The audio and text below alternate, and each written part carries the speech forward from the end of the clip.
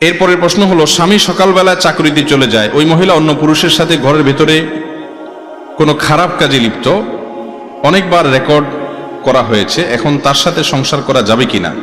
4টি বাচ্চা আছে, কি করা উচিত?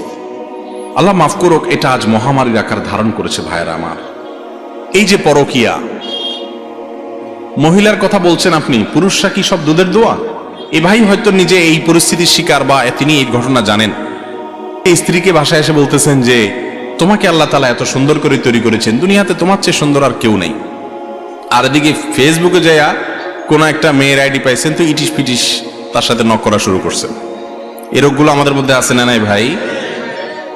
ভাইরা আমার, পরিবারগুলো ভেঙে খান খান হয়ে যাচ্ছে, সংসারে অশান্তি শুরু হয়েছে। পরকীয়া এটা জোয়ারের মতো বাড়ছে। এই সবগুলো হচ্ছে এই জন্য, জেনার পরিবেশ চতুর্দিক থেকে বিস্তার করা হচ্ছে, পর্দার বিধানকে লঙ্ঘন করা হচ্ছে। এটাই হলো এর একমাত্র কারণ।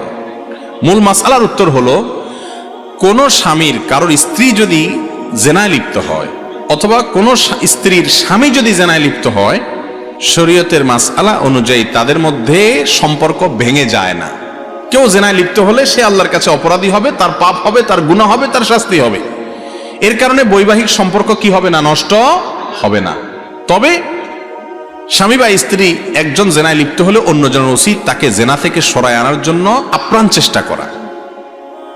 যদি তাতে কাজ না হয়, শাসন করা। তাতেও কাজ না হয়, মুরব্বীদের কাছে বিচার দিয়ে সমাধান চাওয়া।